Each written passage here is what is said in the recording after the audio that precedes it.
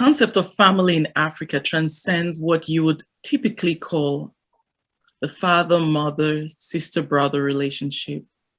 It goes way deeper, founded on trust, founded on loyalty, founded on respect, founded on unity and love and communal living.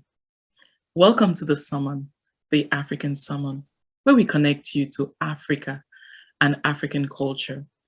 In today's edition, our guest is a mother from Africa who in her own right shares with us her understanding of African culture as it pertains to the African family and the challenges that this family has faced over the years, especially with the introduction of Western customs. Please invite your friends, neighbors, and loved ones and join us at the fireside for this wonderful experience. And while you're at it, don't forget to subscribe to our channel, like our videos, and share. Welcome, Mommy Grace. Thank you. Mommy, I want to start by asking you to tell us a little bit about Cameroon or the people of Awing, where you come from. Thank you very much, Marilyn, my daughter. I hail from Cameroon, specifically from a village called Awing in the northwest region of Cameroon. Awing people are developers.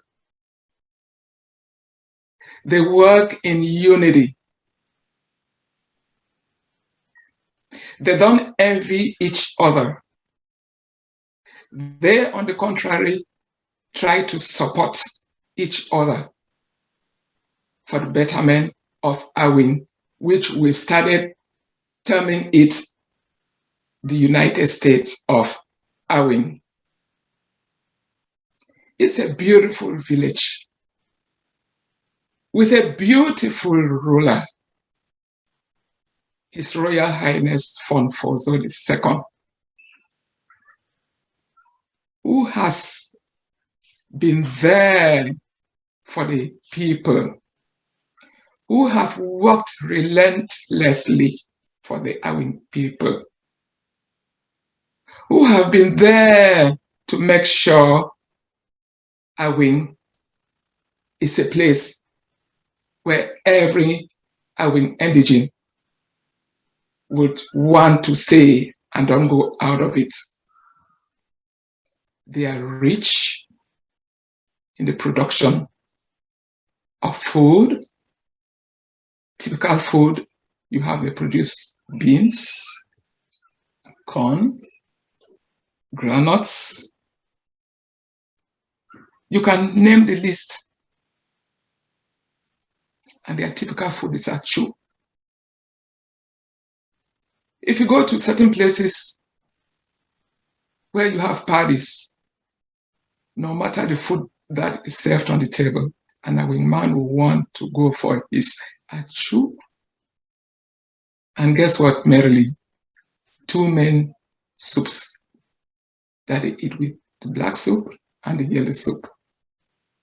Before, we used to produce coffee, but as the time evolved, things changed. The marketing of coffee was no longer in existence. So the indigenes of Awing now turned to producing what they could market, like beans, carrots, cabbages, and you name them. So that's just a little bit I want to say about the Awing people. They are developers. They work in unity. They support each other with a good fund that has been put in place. Rich in everything: water, electricity, good roads, good people. You can name it. Thank you. Nagdae. Oh, yeah. The African parent and the African child. A parent, if I will go into that definition of a parent, who a parent is a caretaker or a caregiver to a child. And who is that child? The offspring of a parent. In the Western world, we may go talking about biological parents, step parents, foster parents, adoptive parents. But in the African setting, Marilyn, that is not prevalence. We grew up knowing that a parent or parents is anybody who raises a child in the African setting, be it auntie, uncle, cousin, niece, nephew. We never knew all those terms. An uncle was a father. An auntie was a mother. We trained the children. We brought up the children. Our parents brought up the children to know that anybody who takes care of you, it's your parents. Come to talk of the polygamous or non-polygamous family. A parent grew up in a compound where all the children fed from one dish. If there were many women who were married to that man, the women looked at those children as their own children. There was no separation, no segregation. This is my mother. The parent from a child from another house could go sleep conveniently in the other mother's house, knowing that that is still the mother. A mother coming in to support in the name of what we call now auntie, uncle, would tell the children, this is your mother.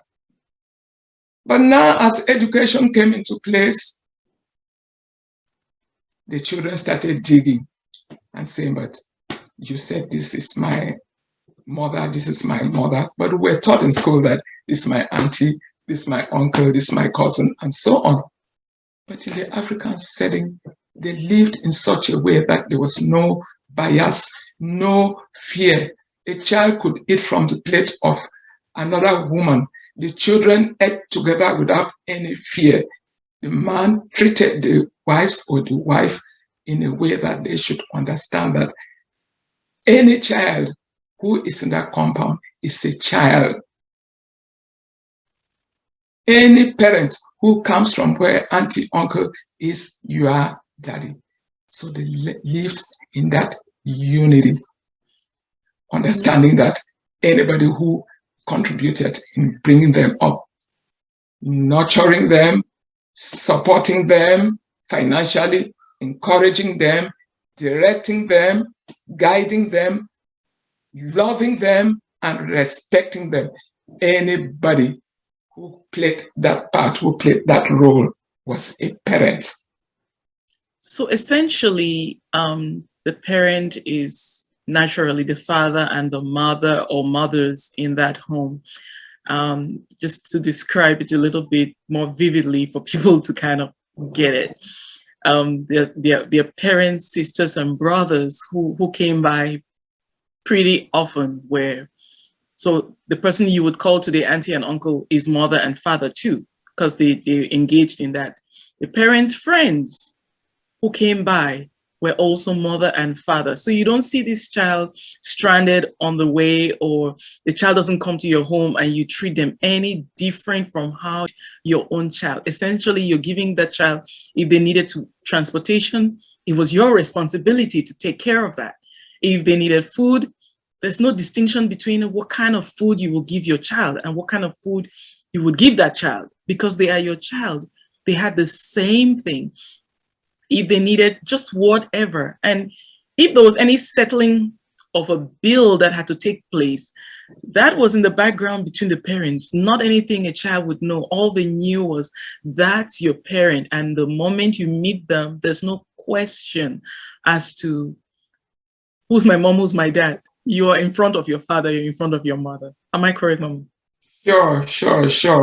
And in this light, when we have to go biblically, we have to understand that the parents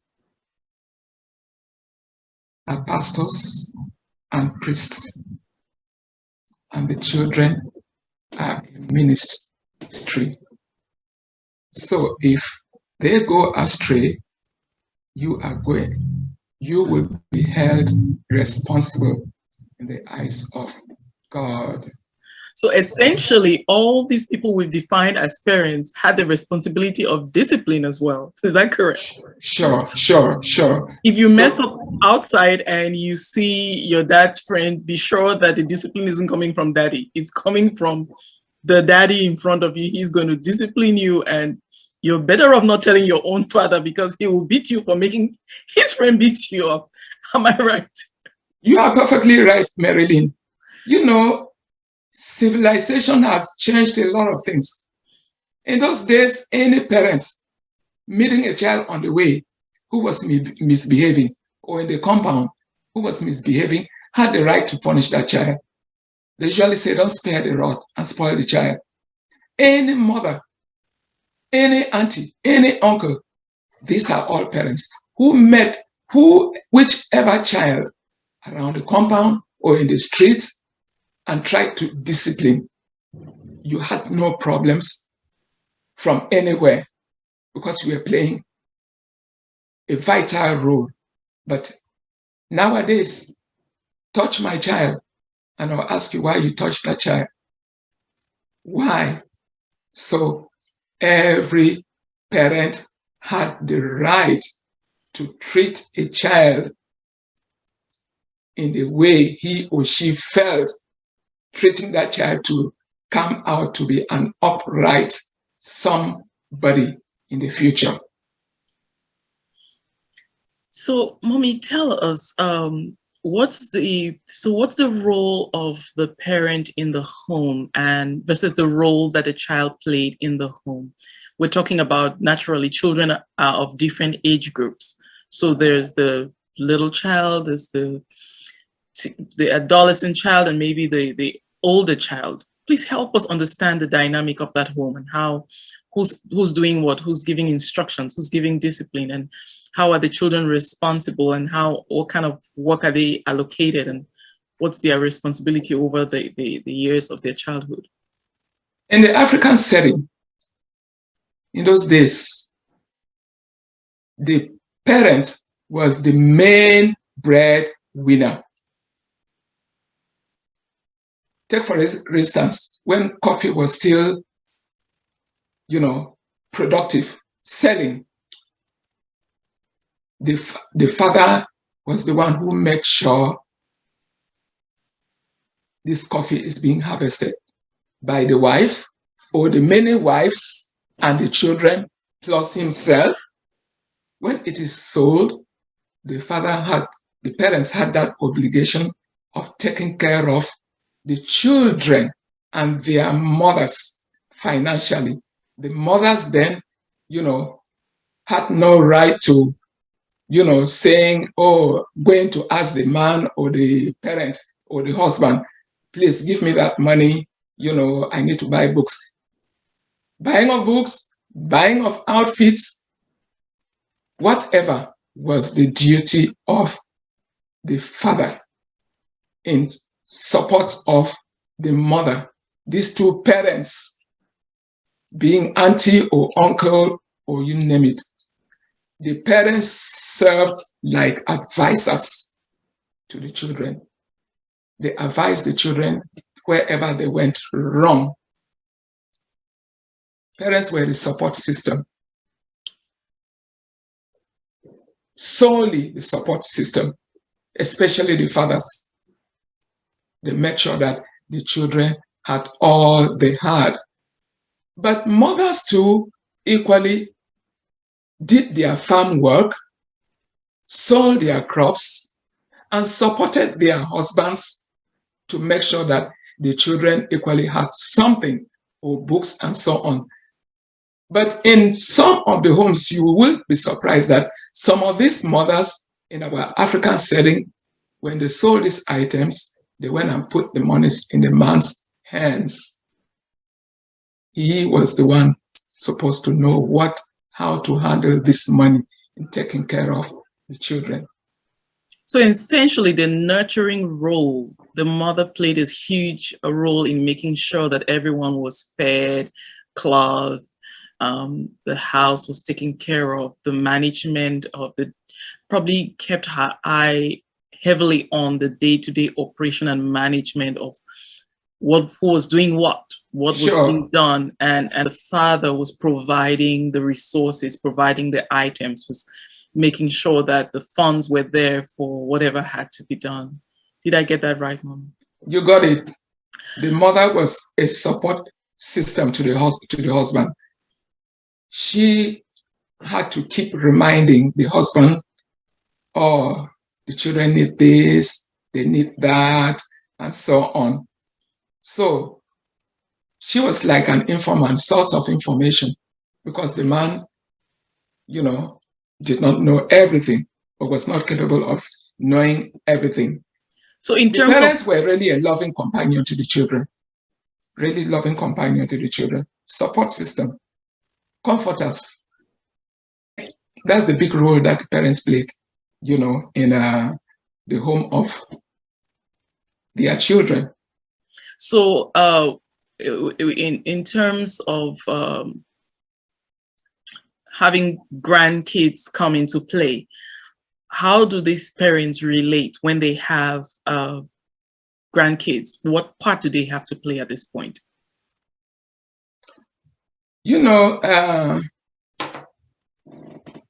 parents grow up bringing up the children, nurturing the children, loving the children, supporting the children, encouraging them, directing them, guiding them, and loving them. They subsequently, as time went on, these children were blessed with grandchildren to these parents. I know all of them, if not most, can't thank God enough for the grandchildren they're all having. Guess what? Most of these parents will sacrifice, give all their all to their grandchildren. They usually say that the grandparents spoil the children, The grandchildren. Spoil their grandchildren, which, I don't refuse the fact. It's just the love that they have for those grandchildren. So living to see their generation come by, expand, is such pride and happiness for them that they exhibit that bond between them and their grandchildren, So I think at the point where a parent starts to see a grandchild, it's a sign of some form of accomplishment. It's a sign that it's a sign of blessing. It's a sign that you've not just been on earth, but you have almost been favored, because throughout your life, you've probably seen others lose their parents, your friends have died, and you've gotten to a certain place where you're almost like, wow, God, I am blessed. It's sure that you're blessed. It's not just you. Your children are now branching out into a new generation altogether, and you are able to see it, and the responsibility of disciplining this new generation is not on you. So you're coming in with fresh hands just to spoil, I guess. Yeah, you are perfectly right, Marilyn. Perfectly right. The grandchildren come there as a sort of blessing. And guess what? Most of these grandchildren grow up even having more love for their grandparents than their own parents. Makes sense. They're being spoiled. Yes. They have the love for their grandparents more than the parents. They come up, making birthday. Like most recently, I see but the grandchildren organizing birthdays for their grandparents. The parents do not even feature. So, as you rightly said, not everybody has been blessed. Some are not blessed to see their generation, to see the children, the grandchildren, and the great-grandchildren. So in the African setting, when they see these children grow, they are so happy that they are living. If they have to pass on to eternity, they are living a legacy. That legacy, we cannot dispute it, is their grand and great grandchildren. So, Mommy, it makes sense that when it's a vacation time, the parents are almost waiting for their children to bring their grandchildren over. It's a time when they are longing and hoping that their homes are filled with their grandkids running around, playing around, and just having them there. But I was trying to take you back to something you had said earlier. If the father and the mother are not the only parents, then we are saying that the aunties, the uncles in the African setting who are an active part of nurturing these children are also an active part when they grow up. They are still supporting them. They are still there when they are getting married. They are still there when they have children to support those children and call them their grandchildren too. Am I right? You are perfectly right, Marilyn. Honestly, I was so happy some few months back in an African birthday when typically it was an auntie who was being given a good birthday party by the granddaughter. This granddaughter is the sister's daughter, not even her own daughter. We're just going back to saying that aunties, uncles are still our parents. In the African setting, they are parents. So it wasn't, the grandchild wasn't given the mother, the biological mother. The biological mother, since education has come to be in place, we go now to digging, to knowing certain aspects of life. It was the daughter who was given the auntie, in quotes, that is the mother now, a befitting birthday party. What you're saying, that the parents, and not just the father and mother. And not just the father and the mother, as we had earlier said, they are equally the aunties, the uncles. Why not nephews, nieces who must have grown to women, to take these children? I remember, in those days, in the African setting, which is still prevalent in some homes now, but scarcely. When the children grew up and they had to go out and get settled, be it the boy or the girl, they were being given a companion. In our wing, they called it Nzoh-nkahte. You are going along with your own child. Your own child. That child now is your child. It's not your nephew, it's not your niece, it's not your brother, it's not your sister. You are taking that child like your own child, and that child grows with you and recognizes you as his or her parents. Also, especially with the family, with the African family, which loves children. Children are not just a sign of wealth. It's a sign of blessing in the home. Children are generally of various age groups. So the older children find themselves now taking care of their younger ones. And like you're saying, as they are growing up and moving out and getting married, as they go out, they are given one of those really tender ones to take with them. Did I get that, Mommy? You got it, Marilyn. Oh, Yes, they are okay. given one of the tender ones to go along with as their own child. So even though they're their biological sibling, they end up by virtue of probably getting there at that tender age and really being raised by their sibling, that person becomes like their own mother or their own father. Excellent, excellent. I would remember, Marilyn, I grew up as a grade 1 teacher. How much was I earning? Close to nothing. I met this niece-in-law of mine here who was like, "Chai, Mommy Grace." Mommy Grace used to have 10 of us in the house. I don't know how she was doing it. On Saturday, she cooks a big pot of conchaf, and we will all fit very well on it. Sundays is achu. Ordinary days is big, big pot coming up. Mommy Grace, how were you really doing it? This my mother.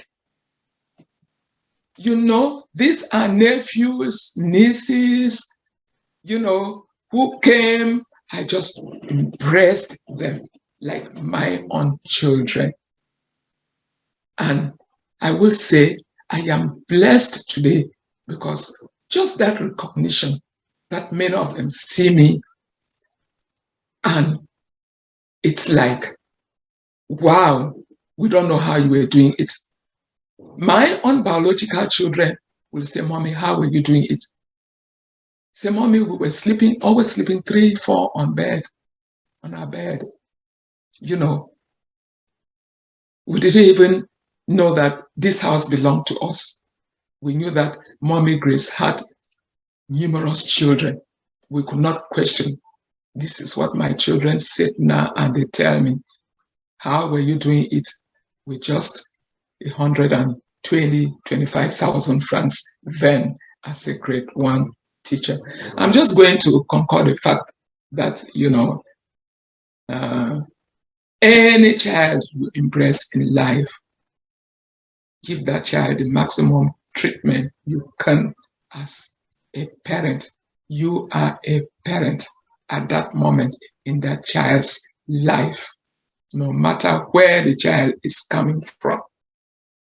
Mommy, you say something. There was a time, and as you were speaking, it just occurred to me. There was a time when it was so difficult to introduce an auntie as your aunt.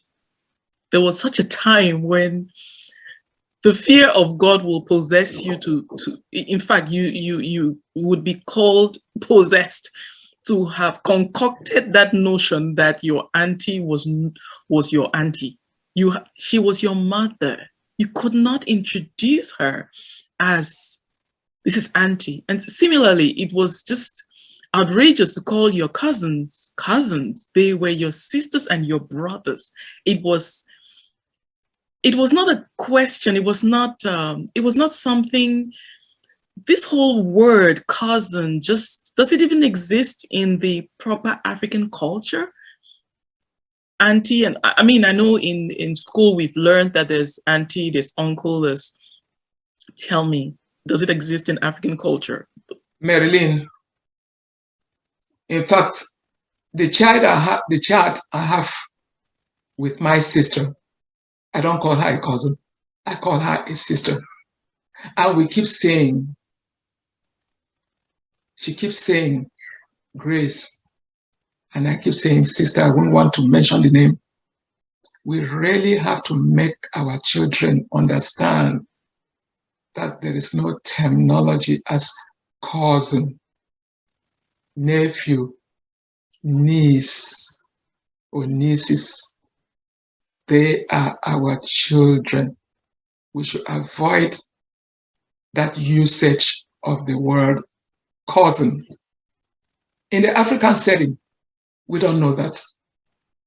Typically, growing up, part of my life in the village, we never knew what a cousin was.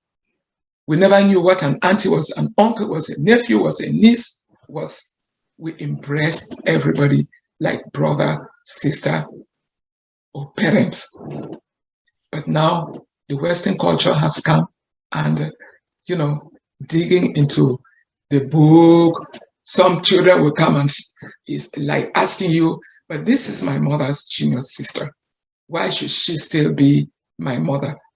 But I will be saying, Marilyn, we should keep implanting in our children that culture, the culture in which we grew. If not before long, they're going to forget everything. They're going to be living in their own world. We need to keep telling them that they have to love any mother, any father, any uncle, any auntie, give them that due respect as their parents. That respect matters. That help where they can help matters. Mommy, that guidance, that advice. So this brings up a very critical point, which is the fact that this relationship is founded on a system of trust, a system of honesty, a system of respect, a system of unity, a system. This system, if broken, is probably what gives birth to the status that exists now. Because still going back to the past, at the time when it was taboo to say your auntie or your uncle that they were your uncles, you call them father, you call them mother. That's also a time when there was a strong trust that I could come to my auntie, I could come to my uncle, and there was no doubt that there was no distinction between how they would take care of their kid and how they would take care of me. Because when that exists, there's a signal sent to me that I need to find my own mother to get the right kind of motherly treatment or fatherly treatment I am supposed to, I'm seeking. Help us explain how critical is it and where did things go wrong? I mean, how important is it for these values to talk to our elders? How important is it for them to get back to this place of living in integrity, in living life so that their children can be able to come to them? Thank you very much for that question. Very, very important. The world has evolved. You don't trust anybody now. In those days, there was a lot of trust. Our children could go sleep with, in quotes, we don't want to keep mentioning uncle, auntie, sleep in their homes, relate, interact, socialize with their brothers and sisters. I wouldn't want to call them cousins or what, without any fear. The aunties and the uncles used to take them out wherever they could take as a family, as their own children, without seeking confirmation from their brothers or sisters. They will just come and all they do is knock at the door and say, okay, it's school tomorrow. Because you could keep those children as long as you want to, wholeheartedly taking those children like your own children without any fear. And your sister or brother, the parents, will usually sleep with a peaceful head because they know nothing can happen to them. They are going to another home, to a second home. They are going to their own home. Things were so good. Weekends, you sending your children. The child is just telling you, oh, I'm going here. I'm going here. Mommy, daddy, can you permit me go here? And they'll comfortably say, yes, pack your things and then go leave you. The uncle or auntie, in quotes, still your parents, do not need to even ask your opinion as to how long they have to keep them. No, except they have other commitments. Then and only then, maybe it's holiday period, holiday is over, and they're bringing them back to go to school. There was no fear, nothing. But nowadays, it's the reverse.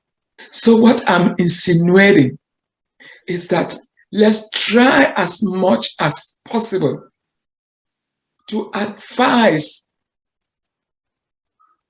to continue with that style of living that we had in those days.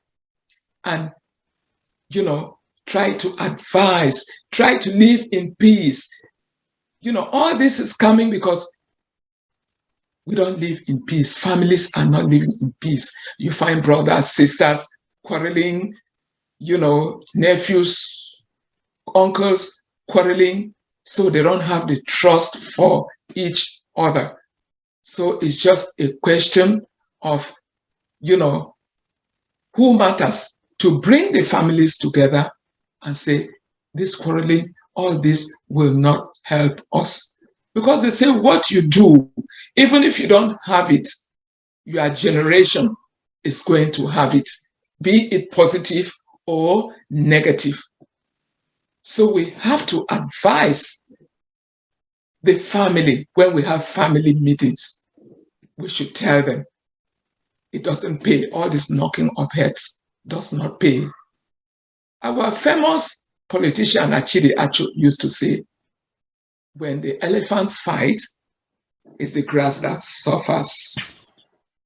When parents fight among themselves, you don't know what you are passing on to the children, to the generation tomorrow. You may not have it now.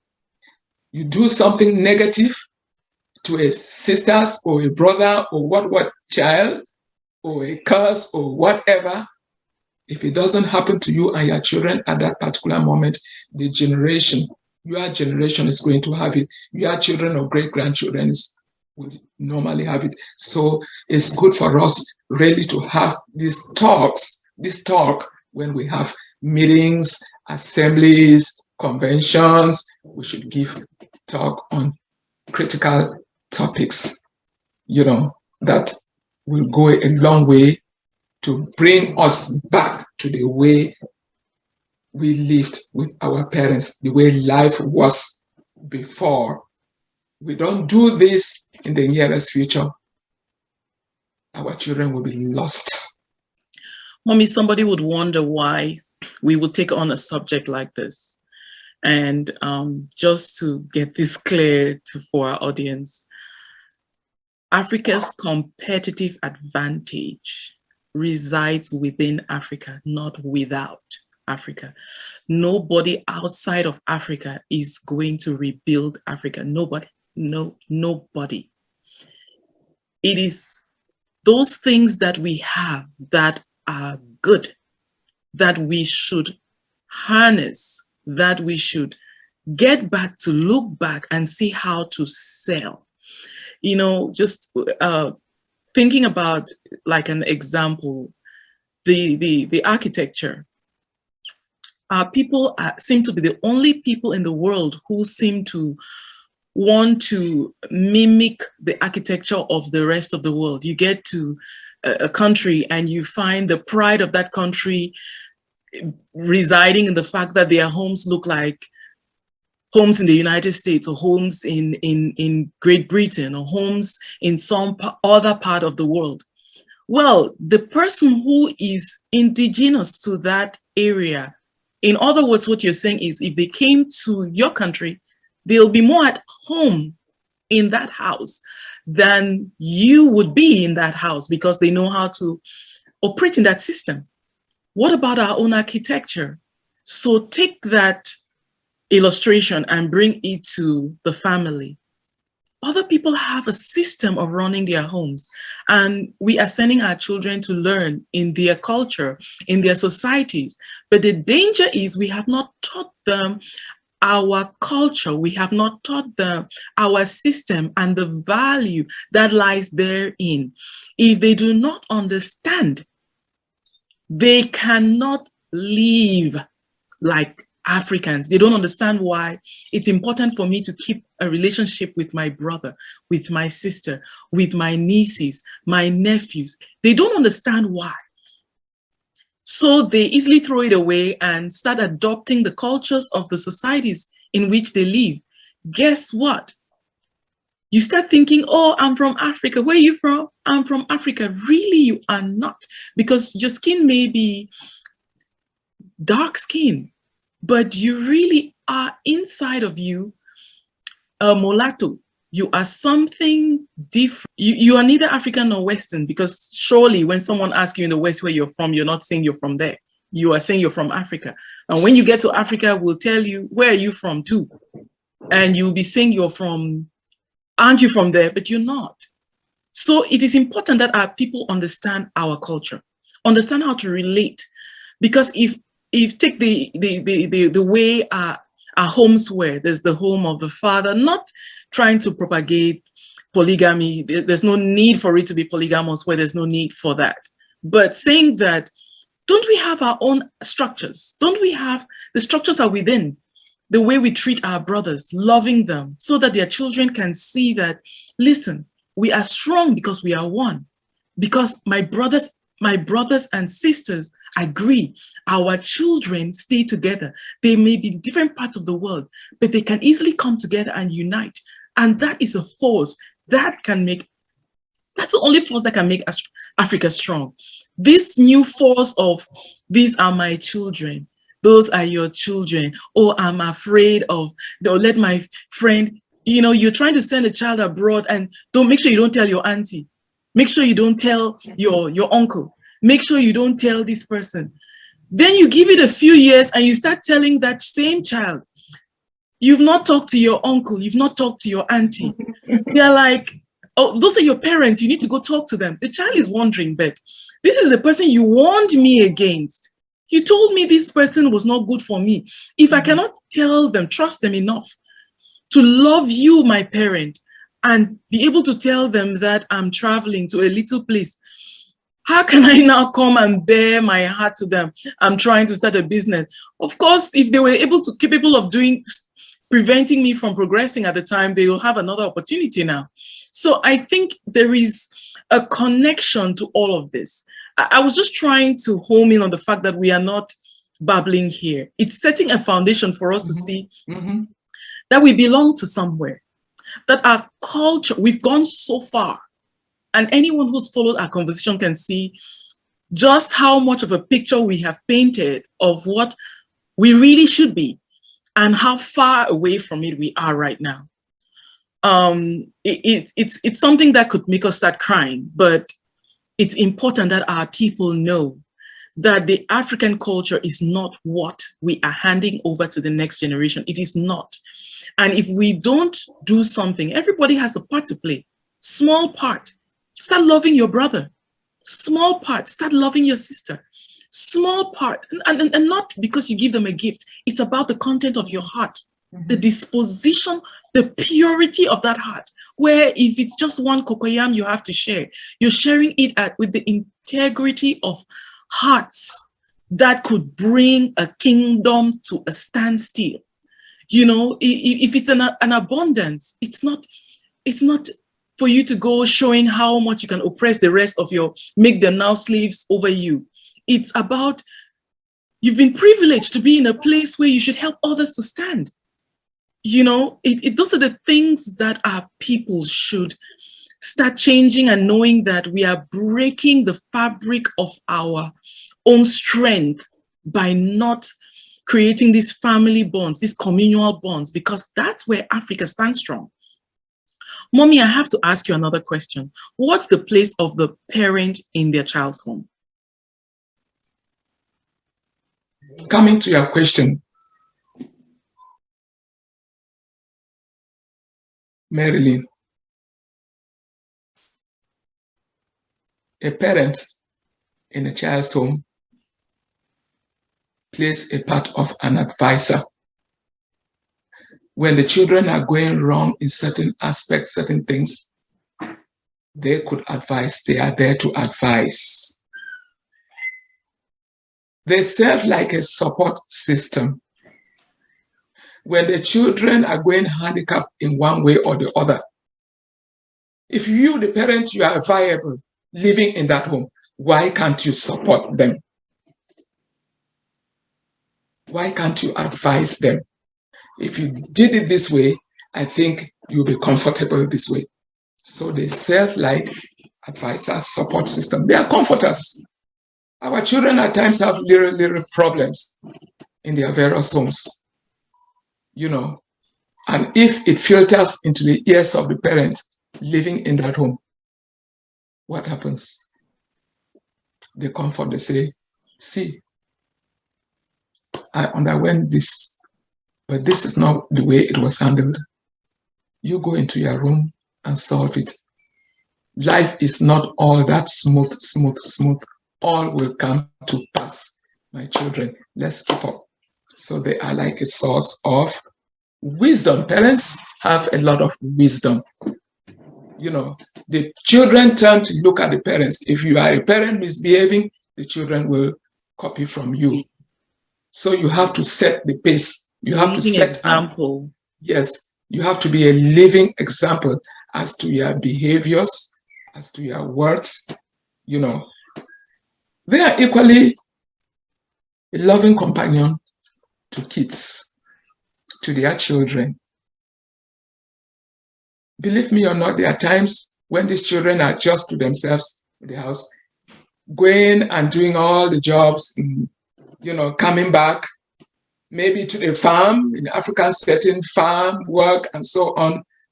And they come back, you know, they know that at least there is some other person in the house who keeps the house warm, who keeps the house active. So I want to say that the parents actually save as far as this is concerned. But to come the other way around, Marilyn, there are some parents who have been a bore in their children's houses, if I'm on the line, the right path. Some parents think that these children who have become men and women are still the little kids that you used to say, go away, do me this. Maybe you used to be an authoritarian type of parent that entering the house, the children escape into their various. They all knew the sound of your car. They all know the sound. Distance, they knew the devil was coming. Yes. So, are you that type of? Is that the example you used to set when these children grew up with you? No. Some parents still do not know that they have to respect these children who have become adults, men and women. I'll give you an example. There was a case I've heard how a daughter had to send out the parent from the home because it's like it was becoming unbecoming. Oh, where are you coming from? In the child's house? In the child's house. Mm-hmm. You are putting me food. Did I tell you that food was my problem? Mm. You left at this time and you are coming to a mature married woman. I'm just trying to say some of us parents, you come to your child's home. Yes, you make it unbearable for them. instead of making it comfortable for them. That's not their home. Even though, I remember my daughter would always say, Mommy, this is your house. No, no, stop coming out with such statements. This is your house, Mommy. Before long, you want to say, tell me a story that I don't want to hear. So I'm just like saying that, some of us parents should try as much as possible to know how we relate to our children living in their homes. And on the other hand, the children too, they live with a lot of disrespect for their parents. Mommy, you bring up Can I go ahead? Yes, you bring up a very important point, and I would like us to get into it. As in the typical African home, the child, their parents' home remains their home for as long as they are alive. The child, there's no point at which the child feels like I cannot go into my parents' home and be welcomed and spend the night and eat or do whatever I do. But this same custom does not seem to translate, or there seems to have been a problem in the kids understanding that it works both ways, that there is a place for the parent in their home throughout their lives, as far as the African culture is concerned. So when you marry, the man's father and mother become your mother and father, and they have a place for you to take care of them. If they need you, they can come. They're welcome.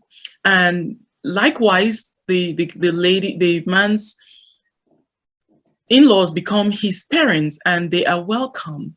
But there's been a lot of challenges. There's been trouble whether you think about people just moving from their homes and moving to the city to be with their kids, or moving overseas. And I would like to look at the particular case of moving overseas, moving to the West, whatever part of the West. The children are struggling, probably owing to the fact that life in the West is a little different. The child is handling a job, school, maybe a sick spouse or sick child. The dynamics, some people have 2-3 jobs and so much is going on with them. And then they are not necessarily telling their parents, come visit me because they need a visit. They are needing somebody to come help and support them. But that's not what they said when they were inviting them over. They said, Mommy or Daddy, I'd like to invite you for a visit. This is not in every case, Mom. But when the parents come over, they are suffering. They are suffering. And I would like you as a mother to handle this issue and talk to us about it. Tell us. I know you've had lots of experience with meeting people who've had this negative encounter. I'd like for you to talk to our people. What's going on and how can it be addressed, Moni? Thank you so much, Marilyn. A lot. First and foremost, before the children invite their parents to come over to the diaspora, I think it's necessary for them to tell the parents, brief them as to what is prevalence. Because you file for your parents or you are inviting them for a visit, but in this case, they're coming to stay. Even if they are coming to stay for 6 months, 1 year, or for good going back and forth, tell them what is prevalence situation. That's where most of the children have failed to tell these parents, so that they make up their minds whether to come or whether not to come. I know of parents who have vehemently refused, especially most fathers refusing to come to the diaspora, be in Europe, US, or wherever. because of what they have been told. Some of them, because of their first visit, the experiences they have had, what they've seen. So preview them that this is what mama or papa, this is what you're coming to meet. You invite them, they are so happy, they are so anxious. You know, some of them tell friends, oh, you know, I'm going to the United States of America, I'm going to London, Canada, you name it. They don't know what they're coming to meet. When they come, yes, they land from the airport. Beauty, beautiful roads, beautiful houses, beautiful constructions. They arrive at the airport. They get into the car. They're driving, their eyes are all over the place looking. Arrived. They come home. They're given that excellent treatment. First day, second day, third day, 1 week, 2 weeks. They start living the reality. The friends, they used to go visit home. Their farms, they used to go farm harvest. Their marketplaces, maybe they used to trade in small businesses. Their little jungles they used to throw. Their beautiful houses, according to their style, they used to live in conveniently without any disturbances. They've left all those things. And they come and they are given a room. Mama, this is this, this is this, this is this.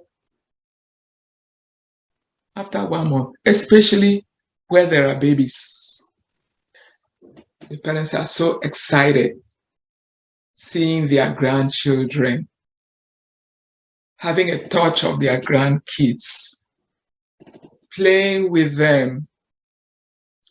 Before long, the next 6 months, 1 year, mama or papa do not know any other place around of their room.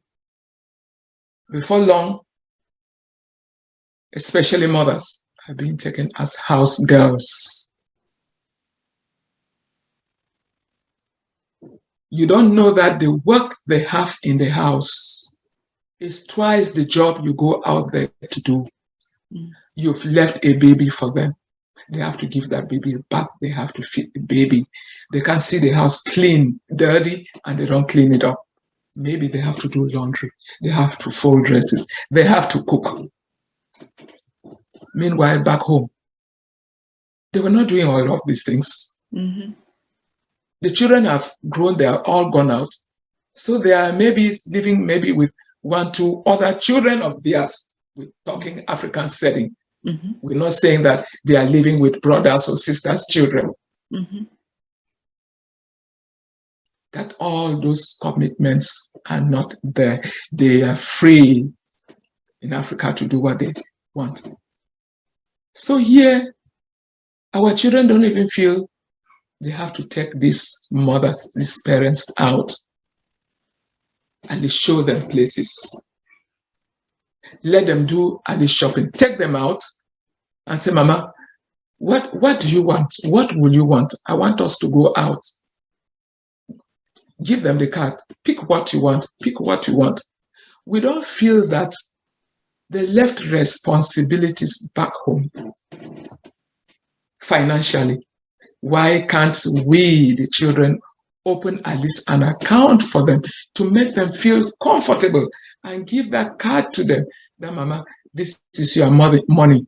This is the amount inside. Even if she's not literate, that fact that she knows that she's having some money somewhere that she can ask to be withdrawn is half stress gone. Mama, anytime you want to use this amount, tell me, I drive you out. We go, you buy, you get whatever you want. Some of our children don't do that. They are missing out with that. no financial support. They don't even think away from taking mama out to shop. They don't think that when they go out and see something nice that is good for their mothers, they have to buy, or for their parents, they have to buy. You need to see some of the way. At times, I look up and I nod my head. I say, oh my God, what is this? And you see, the problem is that the people who are hurting them are their children. Their children. And so they cannot speak because it's like speaking against your own. So they are holding this pain within them. And we're not saying by any means this is applicable to every situation of parents coming here, but it is significantly prevalent for us to bring it up. It is happening a lot. It's happening a lot. It's happening a lot. There are many parents here, mothers, who have had to leave their parents' homes and are renting their one-one rooms. Homes. They have left their children's homes and they are renting. Many mothers out here. Why? Because they are not receiving that treatment that they deserve. Some of the children feel because they are here in the US, they can talk to their parents anyhow, without any respect, forgetting that you are here because those parents were there. They treat them, they talk to them without any respect. They leave in the morning, they don't even care to open the room and say, Mama, how did you sleep? I am gone, Mama. Feel free. Enter the kitchen, do what you want. I know of parents who have had equally to leave their children's homes because they were not given the rights even to touch the fridge, the refrigerator, especially the boys who are married, who have their parents who came, and the wives, that's the in-laws to the wives, treat her in-laws with all the disrespect you can think. Oh, don't, passing here and frowning and so on. I know of a situation here where one of those, my friends, two of the sons, for the past 5 years, they are not communicating with each other. A birthday party was even organized, and I was like asking, where are these other two children? Long story. Just rooted in the way their parents were being treated. The wives came, maltreating the mothers, not respecting the mothers, and the sons say nothing. And the mothers keep suffering there in silence. The fathers don't experience most of this because more they are the mothers who come, they have to do some of those things. Most of the fathers too, they just have their quiet corner there. If at all they come, they even want to go back. So a lot. Mama, that is. As I listen to you, I have a feeling that I'll hope that no child would step out and want to be malicious or do something wrong to their own parent. But just to play the devil's advocate and look through the child's eyes and see that in some cases, and it may not be every case, the burden of their work, the burden of their lifestyle, the stress they're dealing with at work, the stress they're dealing with at school, and all of that, they have this notion that the African culture gives them a parent that will support their home. So when the parent comes, they're milking this custom and throwing themselves on their parent, and also borrowing from the Western culture. So they're trying to hold two cultures at the same time. One culture says your parent can help you. The other culture says this is your house. your parent has no place here. And you're trying to, whenever it suits you, be in the culture that works for you. So you're expecting your mother to take care of you, but you're never thinking that, what would mommy want? You know, because I don't think those parents are coming, they don't want to help you. They want to help you, but you're not asking yourself, while my mom is helping me, how can I make life? How can I make this experience memorable for her, happy for her? So what I'm hearing you say is, some of the things that they've left liberty. If you go for a day to stay in your friend's house, most of us will not like it. One day, that's as much as we can do, one weekend and come home. If you stay a week, you're unhappy. So think about your parents who've left their home and they're staying in your home for a week. Think about it, for a month, for a half a year, and they're asking for a return ticket home. And since they depend on you to buy that ticket, you just, oh, I don't have money. It's just easy for you to say, I don't have money. And before long, the parents know that you've kept them hostage, but they can do nothing about it. They've got to wait on you. Then if they've got to wait on you, you're not thinking that, oh, maybe she has a friend in town she may want to communicate with. Is there somebody you would like to talk? You're dragging them to your own friends' appointments. Oh, my friend is throwing a party. I need you to come with me to go and take care of the children while I go and dance. So that mother again is a slave for you at your friend's party. Or sitting there, you don't want them to drink what they want to drink. You don't want them to dance when they want to dance. You don't want them to do anything, to make friends with anyone. Do you want them to just sit there and focus on your children? So you've held them hostage. You don't think that they may want to change their clothes. They may want to eat something different from what you're cooking at home and say, how can I make life more pleasurable? You know, you may not be earning so much money, but give them $50, $100. Or if you have the means, give them a significant amount. Don't ask them how they spend it. If they want to send it to somebody back home, remember they're your parents. They have multiple children. You're not the only child. There are people that are crying because they are absent.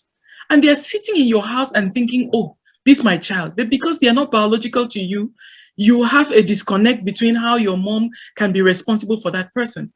Make her comfortable. Let her have the money. Let her know she's got this money.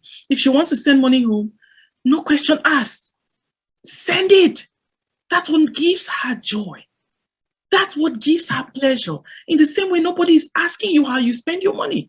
You might be finding a friend in trouble and choosing to help them. You know, no one's questioning, oh, but you've not bought bread today. Why are you giving that person the money? You just felt accomplished that I'll sacrifice my dinner to make this person happy. Why? So you may not be malicious, but what you're doing is criminal.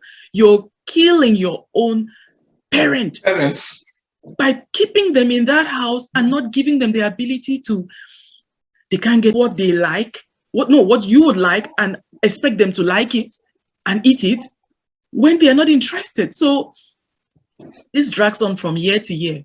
Soon they've been here 5, 6 years and they are now showing signs of sickness. And you're like, oh, maybe to make them better, let me send them home. You send them home and a week later you hear, 2 weeks later, they're dead. And you think it's juju in Africa. It's not juju, you've been killing them. You've been killing them gradually. Silently. And nobody can connect their death to what you've done to them. But they know. No, they can't even tell anybody because they want to protect themselves. Remember, they were living with a party, a send-off party. They were going to see their child in America, going to see their child in England, going to see their child in China, in Canada, in all these beautiful places. And then they get there and they are bruised. They keep quiet. You will not imagine there was this party. My own grandchild's birthday party. You bring your mother to a party. That mother is supposed to come there and at least have some rest too. You bring her there. This poor woman is still there running behind the child. You are sitting there with your friends chatting. This poor old mommy, I'm an old woman. This poor old mommy who is so, I could see in her that, the strength had gone, running behind the child. And I turn and I look at the daughter, seated there at one corner. I say, oh my God, what is all this? I leave, I go to the table, someone just came in. I say, oh, have you eaten? We're organizing it at a location. Please come go to the table. This mama follows me. My pikin, wait today for this table where I feel go. I be see some dollar for the, but the dollar don't finish. I said, no, mommy, don't bother. I'm going to save you. I took 2 of this carry home and dished, filled. I said, mommy, now only dollar you want. Say, my pikin, if you just pack that soda and dollar for me, my pikin. And then with some 2 yams. My pikin, you don't know what you've done to me. You don't know what you don't do for me, my pikin. Thank you, thank you, thank you. You could see that this woman must have been dying or something. She wants to eat at home, but it's not available. Some of these children even forget, Marilyn, when they forget that the parents had suffered for them to come here. And they don't think that their first salary, their first salary has to go back to their parents. That first salary going to their parents, they don't know how much blessing they will have from that money. I doubt how many children ever did that. My children here, their first salary, they sent it to me. Say, mommy, this is what I have as my first salary. Mommy, I haven't touched it. Unfortunately, they sent it through MoneyGram. Then I could have taken that money, just taken a pinch out of it and say, okay, thank you. Take, I know you're starting life. See what you can start buying for yourself for the house. But they just sent everything, They don't know children. Some children don't know that when they do that, it's a lot of blessing to them. A lot of blessing to them. We were talking about parenting. There's a mother here who has a child and has refused living with that child of hers. She's out there fending for herself, that she didn't come here to become a house help. Guess what? This child had to bring the parent is a parent, the stepmother, because the man was polygamously married, who is saving like the mother, biological mother in the house. As we're saying, most of these children have sent their parents to their early graves. Take it the other side of the coin. Some of the children's behaviors too are caused by the parents. The parents become authoritarians in their children's house, children who are married. You want to continue to dictate the do's and the don'ts. You find it, some of the children throwing out the parents. Say, you're not going to drive me to my early grave. But all is, we pray for peaceful understanding. Each time we have these NAGDA women, I remember one time, the children, 5 minutes of something useful. And what we are discussing now, I told them, I said, we are here. How many of you have plucked on the screen and brought your mothers to come and sit, or your parents, your mothers, because it's a women's meeting, to hear, to listen, to see. I've always said, if you have the opportunity of not having been invited to a place, you have an opportunity of going there. If it's not restricted, go there, because you learn one thing or the other. You can carry your mother there, whom you've not dressed well, and I see another friend's mother who is well dressed. You say, you learn something. You say, oh my God, why did I give mommy like that to put on? You learn something. So it all depends. I am here in my children's house. They are my children. My son-in-law and my daughter, they are my children. They keep emphasizing, mommy, do what you want. Do what you want. But even though still, barely between me and you, I cannot just do anything that I want. Yes, friends have been coming and visiting, groups have been coming, you know, we do things together. But still, I still feel a little bit uncomfortable.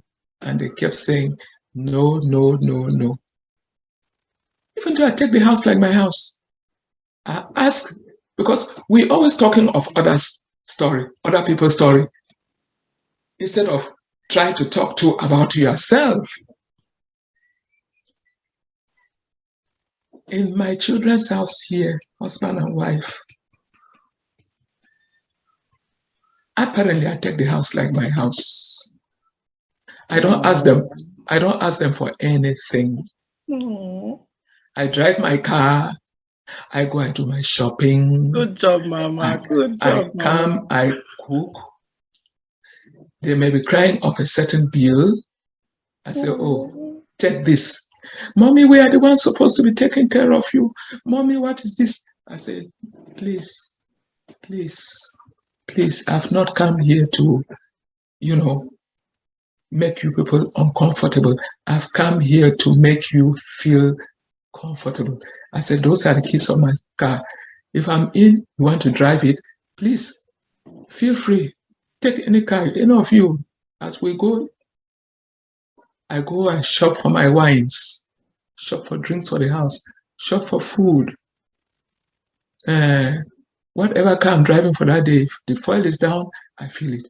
Well, I want to say God blessed me to be in my children's house, and I am financially blessed to be doing those things. But in some of our homes, the children's homes here, where this poor mother was doing her things on her own, the parents were doing their things small, their 10,000 was enough for them. Food was coming from their farm. Their small junkie, they pick 50,000 in a month. Is like millions to them. Mm-hmm. You bring them and you bury them in your home. It's not the proper thing. Sit, discuss with them, talk with them. Mama, before you left from home, did you leave any financial problems? Is there any way you want me to help? Mama, feel free, or Papa, feel free, discuss with me your problems. Talk with them. Feel free with them. Don't be taking them for a medical appointment and you go and you sit in the car and say, what are you still doing there? Mama, rush. Mama is rushing in the car. What? Another accident happens there when you were taking her for consultation. Mm-hmm. Why had you to be rushing your parents as though you were rushing your friends? Love. Give them adequate and good treatment, support them morally, physically, financially, socially, and otherwise, and they will have no problem. Why do you go organizing a birthday for yourself when you know your mother is there? A sumptuous birthday. When I say big birthday, it's not like, you bring flowers and say happy birthday, today was your birthday. You're organizing a big birthday for yourself, with your mother there in the house who has never had one. Why can't you celebrate her when she is still alive. You are celebrating yourself. Why can't you celebrate her when she is still alive? If she passed on to eternity, monies will come out. We're just continuing, talking on the treatment we're supposed to give our parents. Merrily. Thank you. Mommy, we are honored to have you. We are honored to have you. The things you've spoken about today are deep.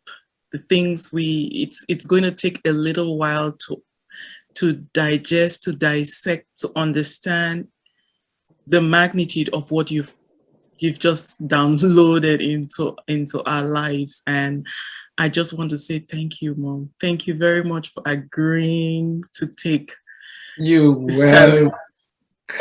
You're welcome, my daughter Marilyn. Thank you, Mommy. To think about yourself and think about the parents in your lives, the brothers and sisters in your lives, how you relate to them, and understand African culture and the value that we have. It is our advantage, our competition, what we can teach the world, how to love, how to forgive, how to live in unity. It is a strength we have like no other. And it's how we're going to succeed. If you like this content, do not forget to subscribe to our channel, like our videos, and share.